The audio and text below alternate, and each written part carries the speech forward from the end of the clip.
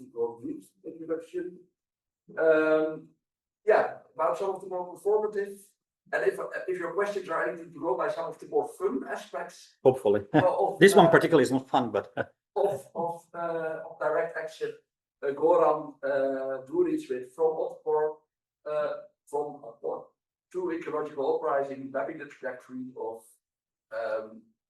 performance process in Serbia as pro-democracy. So the title a little bit changed, but sorry, yes.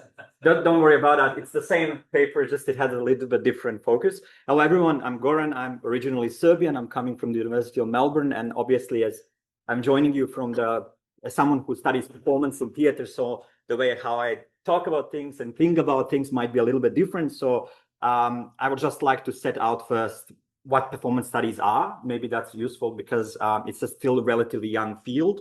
And it coalesced in 1980s and 90s when scholars like Richard Schechner, Diana Taylor, Peggy Fallon, and Dwight Kanigor brought theater, anthropology, cultural theory, and sociology to conversation. These disciplines ask how embodied performance or embodied practice, performance on stage or in ritual, in protest, in sports, everywhere, generate meaning, forge communities, and test power relations and rehearse alternative future. So it's a very interdisciplinary field. We study everything and anything as performance, which is a beautiful thing. And in my own research, in my own PhD research, I studied performance-based activism of student movement Otpor, the Serbian student movement that helped bring down Slobodan Milosevic in October 2000 in Serbia. You might know Otpor, which means resistance, for their irreverent street theater, carnival, and buffoonery. And in fact, just a few days ago, the New York Times revisited Otpor's method in their article, 3 well-tested ways to undermine the autocrat. What I want to focus on today is one tactic that featured prominently in Otpor's repertoire and which keeps reappearing in movements that followed Otpor, and that is long-distance protest marching. As you probably know, and I will give you a little bit of the context, Serbia had, after 2000, 10 years of very vulnerable democracy and then slid back into a hybrid regime, into what currently is described as a competitive authoritarianism or illiberal democracy. So in this presentation, I follow reappearance of marches across 3 waves of mobilization in Serbia: the anti-Milosevic demonstrations in the 90s, the 2021 environmental protest against the proposed lithium mining in the Jadar Valley in Serbia, and the current 2025 student blockades that are still ongoing 6 months after they started. I ask why this form of direct action keeps returning and what work it does in Serbia's ongoing struggle for democracy. My sort of hypothesis is that staying power of this tactic lies in the way long-distance marching frames present day's resistance to authoritarianism in Serbia within a long lineage of Serbian uprisings, stretching from the Ustanaks, the 19th century uprisings against Ottoman rule, to the grueling retreats of the Serbian army during the First World War, episodes to which I will return later. Although these genealogies seldom surface in activist ephemera or interviews, a reading through affect and performance suggests that long-distance marching functions more like what Brian Masumi would call a relational field of potential, a zone where past intensities linger virtually, coiled and waiting, ready not to be reenacted, but taken up again differently in the body. As marchers move through villages and towns, their bodies come into contact with those watching, hosting, and joining them. And in these brief, unscripted encounters, affect circulates, producing a sense of proximity, urgency, and shared investment that exceeds the march itself. To make this case, I draw on 2 sort of concepts I worked with in my own PhD, which are helping me to bridge performance theory with framing theory of social movements. First is strategic dramaturgy, which extends framing theory, I'm sure you're probably all aware of, by asking how movements frame issues through performance. Building on McAdams' adoption of earlier dramaturgical modes, it treats protest as a sequence of staging choices that aim to steer interpretation and influence how publics respond to them. And then I'm working with a term that is currently described as embodied framing, and which shifts focus from the cognitive preoccupation of framing theory to more affective and sensory modes of frame alignment. It probes how atmospheres, moods, proximity, and movement shape the uptake of framing at the level of feeling and embodied experience. So taken together, these lenses help me understand how the frame of Uprising continues to be reactivated to long-distance marching in Serbia, even as it resurfaces in vastly different contexts.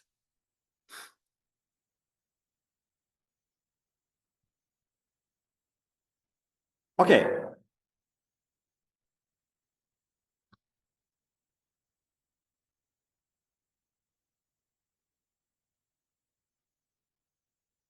In early 2025, March 2025, heavy rain and wind, which I'm trying to stop.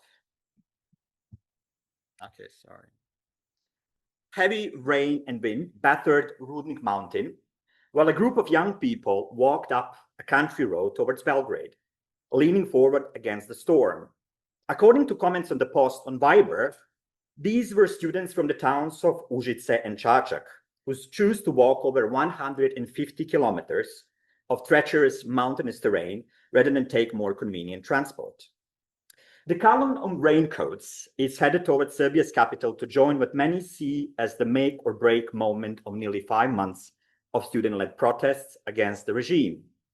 The movement ignited in November 2024 after the collapse of the canopy at the newly renovated train station in town Novi Sad killed 16 people. The station itself was repeatedly unveiled in stage ceremonies to bolster election campaigns and collapsed into public view as more than a failed infrastructure. It exposed the political machinery behind it, a web of patronage, impunity, and institutional decay, no longer deniable even by those who had spent 11 years looking the other way during Serbian Progressive Party rule. The disaster sparked what would become the largest pro-democracy movement in Serbia's recent history. It began with university blockades, in which students occupy lecture halls, administrative buildings, and entrances, effectively halting all academic life. There was no university life in Serbia for 6 months. Try just to picture that. And soon expanded into nation-wide blockades of highways and infrastructure. We had even a blockade of state broadcaster for 14 days. We had no news from the state broadcaster in Serbia. One of the movement's most visible and hardly unexpected tactics was the long-distance marching. Students first crisscrossed Serbia, then mounted their bikes for the ride to Strasbourg, and finally they walked all the way to Brussels. Before turning to the case studies in this paper, I want to pause on the recurrence of Uprising as a master frame in Serbian protest culture and offer some background on its anchoring in nation's history. The Cambridge Dictionary defines an uprising as an act of opposition, sometimes using violence by many people in one area of a country against those who are in power. And this broad meaning is helpful, yet in Serbia it's saturated with specific historical and cultural coordinates.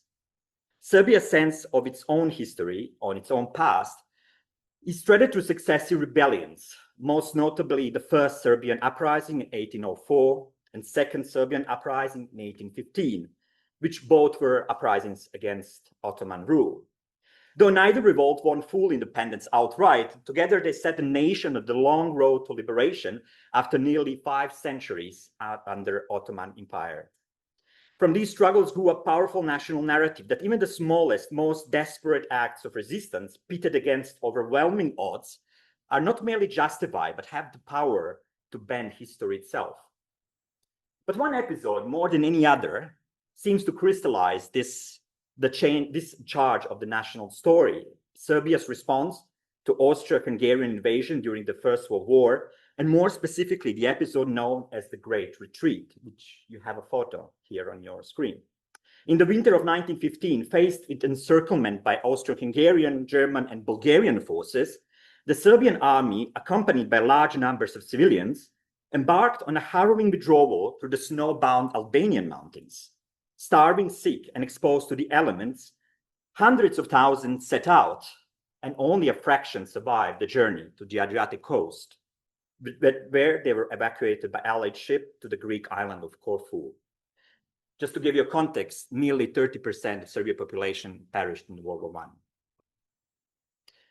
And big chunk of these people died during this retreat. The image of the barefoot soldier trudging through snow and stone has since lodged itself in Serbia's cultural imaginary, shaping vision of an ultimate defiance as a near mythic capacity to suffer, endure, and prevail against the impossible. An image that has over time crept into visual and embodied choreographies of protest.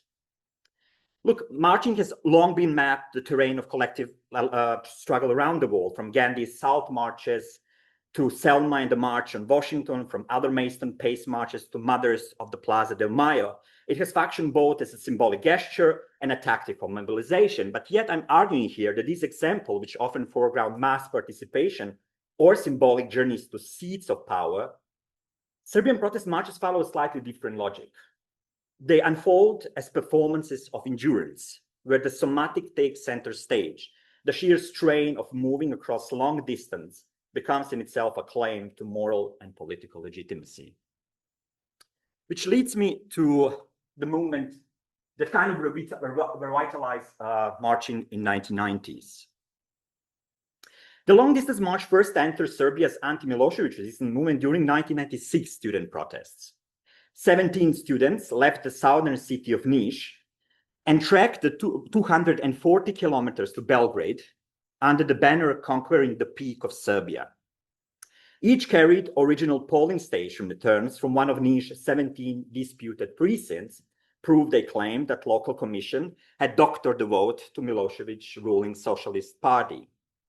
That journey forged activist networks as repertoire of walking politics that soon fed into Otpor, the student movement born on the same campuses in 1998. Many of Otpor's future organizers had marched from Niš originally or staffed support stations along the route. 4 years later, on 14 April 2000, Otpor scaled this tactic up. More than 200 activists set out on the foot to Belgrade from Novi Sad, around 90 kilometers walk, hoping to swell a mass opposition rally and present a united front before the presidential election Milosevic was expected to call.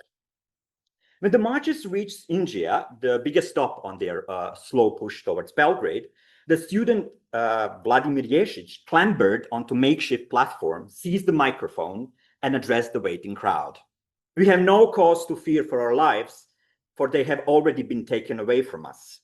We cannot fear for our future, as it has been denied to us. So, rather than providing support to us, empower yourselves in the battle against those who have plundered 12 precious years to your lives. At first glance, it's tempting to locate Ješić's call to uprising in this near folkloric populist rhetoric. But I would argue, however, that the summons travels less through his words than through his body. When I watched this video, this was a body in the aftermath of effort, sweat-soaked, trembling.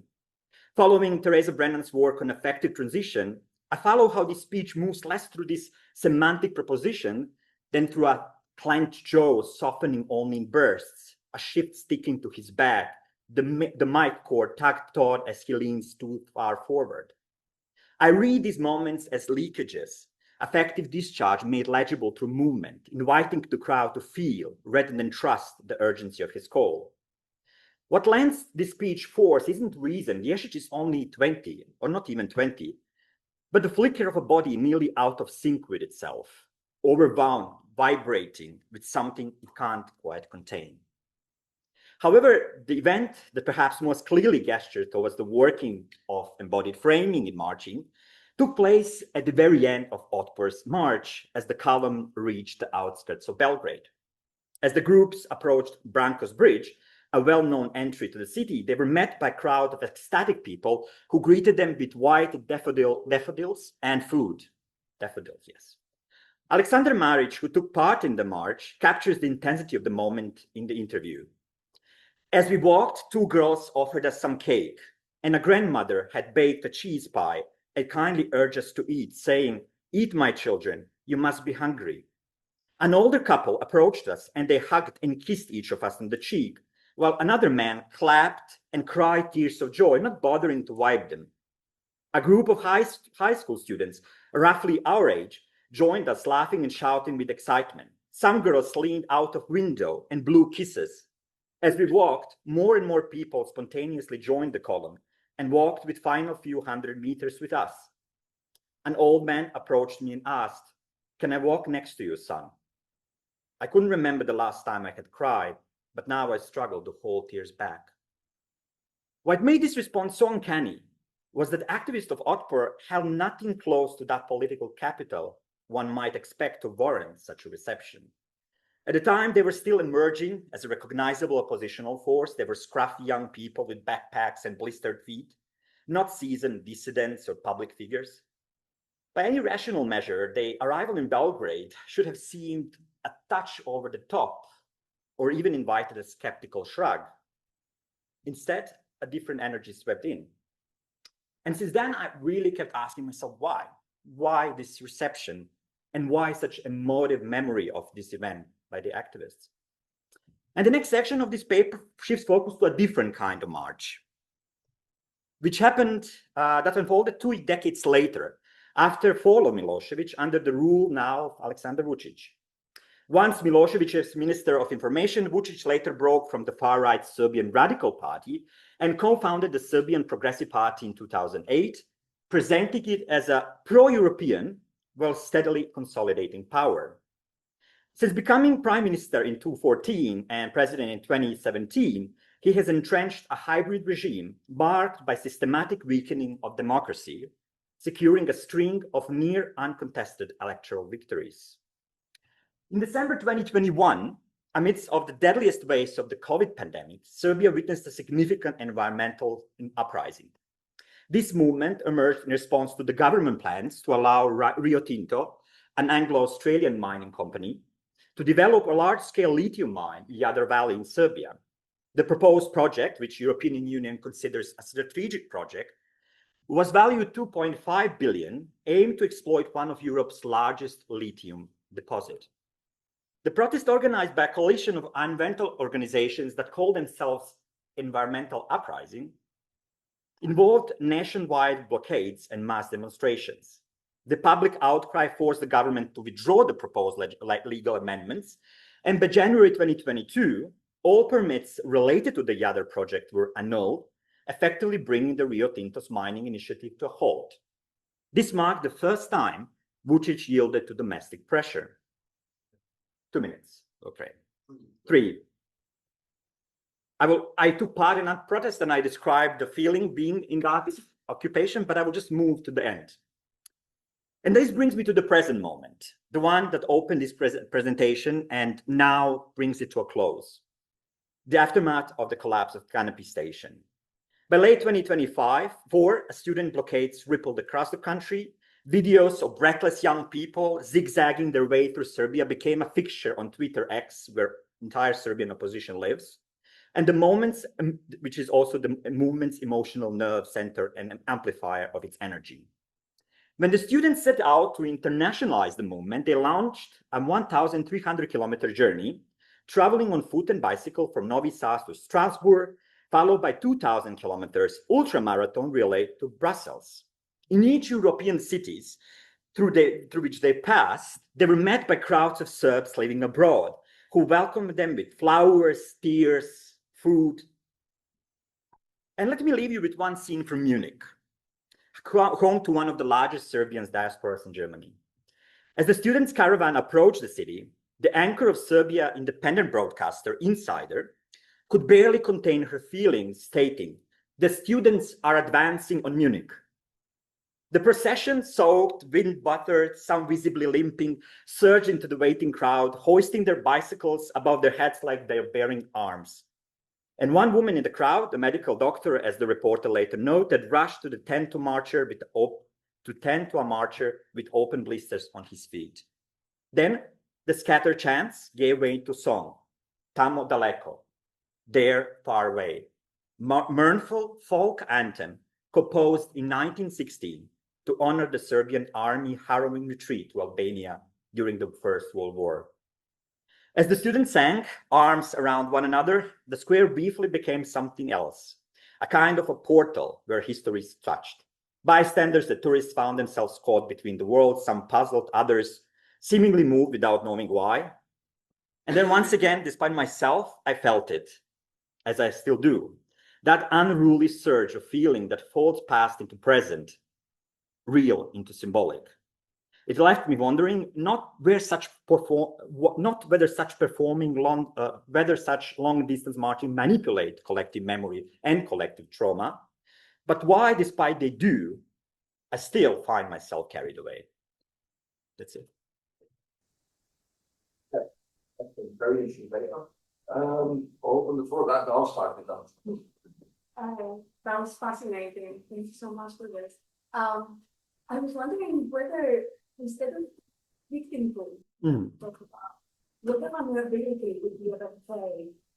Victimhood is actually a very well-established frame in Serbia culture and in Serbian nationalist movement as well. I wrote part of my PhD is called Performances of Victimhood. And there is a lot of literature that compares, I have to say, Serbian victimhood politics to Jewish victimhood politics in a very similar vein, and has connotations with our Serbian Orthodox Church and how they made the whole experience of the Ottoman Empire as the kind of source of national renewal. Let's put it that way. But it's a sort of what I'm fascinated by, because a lot of people are aware of this in Serbian culture and on Twitter, especially where things happen. They're all claiming that victimhood is something to be despised and rejected, and that's something Milosevic kind of exploited to come to power in the 90s. But yet we all succumb to it over and over again, and that's the proposition and the frustration, or someone said, sort of a contradiction I'm trying to exploit and understand why it still moves us. I was thinking it's using their ethics in that kinds of to basis for now. So in a way, it sort of like helps you sort of like explain how making the world vulnerable is a sign of empowerment. So that's another that. So true. That's a great point, actually. Yes, I would like to follow up on the question that Alexandra just asked, because I was also wondering about, there is this critique in social movement studies about framing into cognitive emotions. And some literature, especially around social movements dealing with gender and sexuality. And I mean, I was thinking about the ACT UP protest from Beitrag for also feeling where the women are obviously very vulnerable, naked in public. And so I was just to draw on these kinds of studies as well. Yeah, obviously that's the large part of my initial research. Obviously, Jasper and ACT UP later on, and emotions. However, affect theory is slightly different. It moves us away from that anchoring into emotion as intellect, sort of cognitively already processed affect. I'm more interested in this pre-discursive, even pre-personal intensities that circulate among bodies. But I'm also interested in how history and cultural trauma collides with that. Because Serbia is a great place to actually bring us past the tactics are successful if they're really connected to the culture from one group. And it's something that I have seen being missed way too often, especially as Otpor was almost like the most studied, at least social movements I know. There were books written, they have organization in Belgrade exporting their revolution to other countries, Arab Springs, Ukraine, and so on. But that cultural anchoring, that deep, the way body remembers is something that is still not really discussed much. Collective body, that's what I mean, and person and body. And also, just to give you some sense of, obviously, the march, as you can see in this photo, this is the person who actually walked that great retreat. A lot of this is instrumentalized for education. There is a mythology built around these uprisings and the Serbian Great Retreat. And I'm also exploring how this cultural trauma is being constantly brought back to attention of people and re-traumatizing them if they are not connected to it. That's why it's called cultural trauma. So, yeah, that was a wonderful paper. I'm just curious, like, do you think that these long marches with the like, heightened levels of emotion to like participation in them, they forge long-term communities of dissent, because just the immediate moment? That's right. And actually, there is a very, very like a practical, tactical value of these marches. Serbia that actually has not a single TV or media that is not under control of the government. While they're walking, they're visiting different people, and they're actually bridging that, creating those networks that they wouldn't be able to create from Belgrade. And those long marches have a very, very obvious tactical value in terms of how they create this sort of awareness around failings of the government. And especially because Serbia is currently facing not only silence of from the West, like from the East, but from the West as well. European Union is much in the favor of this government currently, as well as the US. Trump is building a first hotel in Europe, in Belgrade. So our president is really creating networks of support for him, so he can never lose, because he believes Milosevic fell, because he was unable to create connections with the West. So these activists are left on their own. There is literally, apart from some NGOs that are supporting them outside the country, they don't have allies. Yes. So, do you feel like there's enough of a good literature of long distance marches for thinking across the really Serbian cases, with like very similar stories of like visible and dependence on communities on the way? Like, there's something about In Serbia, there is not much, but I actually will ask you to, if you know more about it. This is the paper I pretty much started only a few weeks ago. But I'm trying to avoid. I know it's looking out at the just examples outside the country. I'm really interested in kind of local understanding of these events and how they actually land in that group itself, without trying to create those networks of references with other instances. But obviously, I'm more than happy to understand better. It's like the repetition, but it's not clear that these marches actually are taking place in the same physical sites. But in the most famous U.S. march, which is Summit Montgomery, is repeated, right? There's a ritual repetition that's both at the beginning, reenacting the day of being attacked in the march, and then other activists doing the whole like maybe a few miles away. Right. Actually, these marches haven't been repeating the same pattern. They seem this time to 2025 completely random at times. Sometimes they march 5 kilometers, sometimes 10, sometimes they march from one village to another. As I said, like, they don't follow the march to a specific site. Sometimes it feels that it is more a sort of calling back the 90s and the ways the society has mobilized against Milosevic through this particular choice. But I will look into that more. I feel that there is something about that victimhood of those marches and the response of people to it that is centering that story back into the history, to this cultural trauma that is kind of speaks very loudly, at least. And I didn't say that because I didn't have time. In the Viber group, when this video was shared, the lady said, "Oh, our liberators coming." Like, it was really kind of referencing again that sort of like they're coming back to give us freedom. And it was funny because they are just 19 years old students marching through the wind. And that's comical, and that has something interesting about it. But that response, I'm always interested in how the audience takes these things and why. Okay,